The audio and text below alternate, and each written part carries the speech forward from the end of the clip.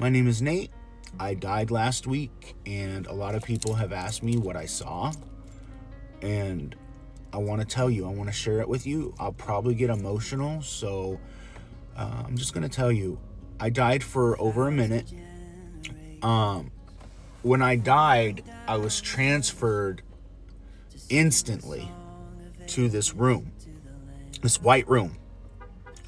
And I stood up, and then this angel starts walking towards me.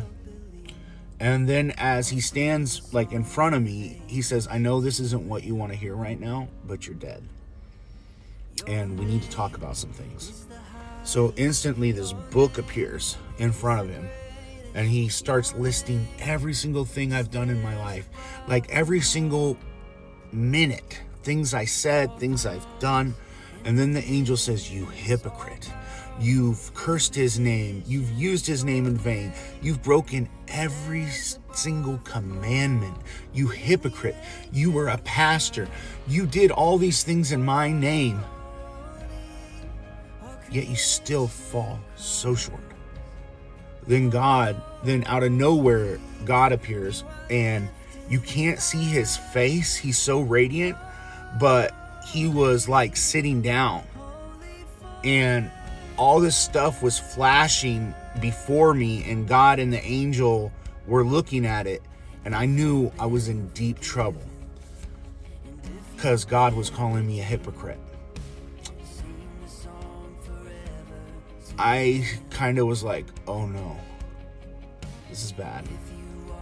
And as I was getting ready to be judged, out in the distance, I hear, stop! And then everything freezes. And then you see this figure walking towards you. And there's like huge light on him.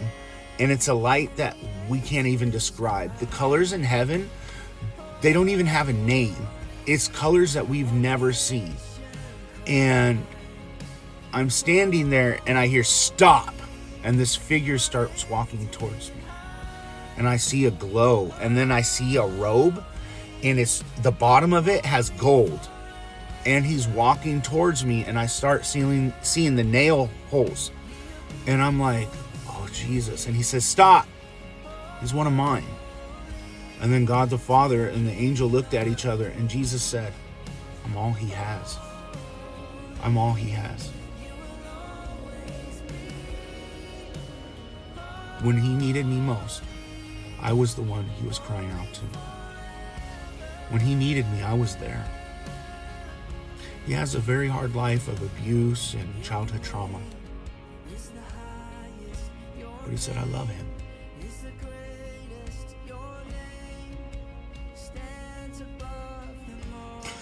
It's very emotional. And you see the Son of God. I fell to my knees and started singing, holy, holy, holy. And then God told me, he goes, okay, my son knows you. Welcome to heaven. Go rest. Heaven felt so good.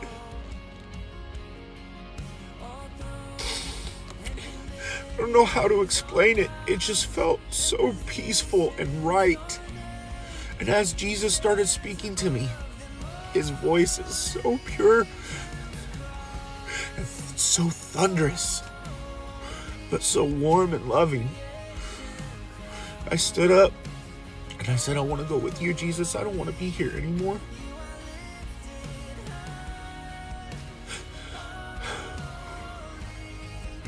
God said, okay, here's your choice. You can go back, or you can come with my son. And I said, I want to go with Jesus. And Jesus said, no. I know you do and I love you, but it's not your time yet.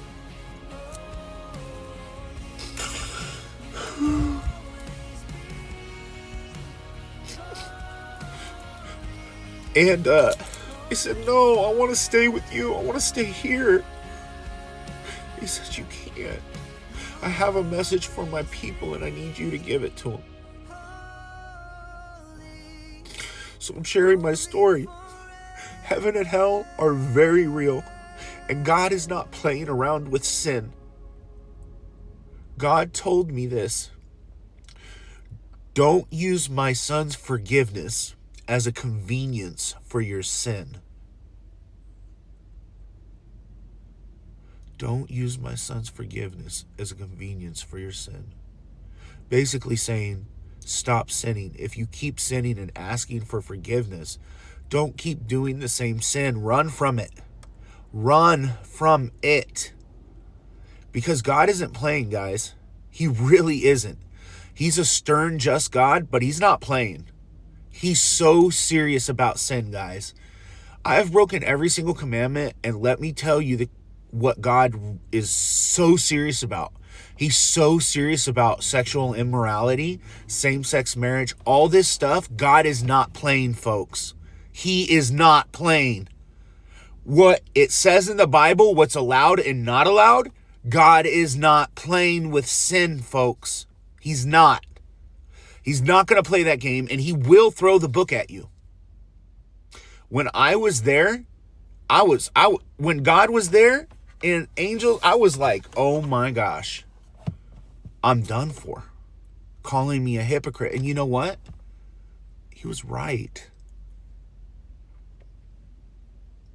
So I'm here to tell you today that Jesus' love and his forgiveness is free.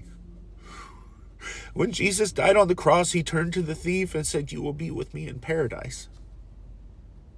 I think we all can relate to being that thief. And if we want to be real about sin, are we taking our sin back? Are we taking back what Jesus died on the cross for us for? Jesus says every time you sin, you crucify me anew. We need to run from sin. Men, I'm going to talk to you now. There is a spirit called the Jezebel spirit. The Jezebel spirit is a satanic force that is very strong. Men, that Jezebel spirit you need to run from, because that Jezebel spirit will take you straight to hell. The Jezebel spirit is a direct witchcraft. It's direct witchcraft and satanic, folks. And guys, flee like Joseph did. When Potiphar's wife came onto him, Joseph ran. Resist the devil and he shall flee. So guys, I'm you. I've been a hypocrite. I've done all the sins. But I'm here to tell you that Jesus loves you. And God the Father does too. But he is a just God. And he's not playing with sin. So I hope this reaches you. And I love you guys. This is the first post I've ever done. And so I hope it encourages you to really evaluate your life. And really evaluate what life is after. So have a good one.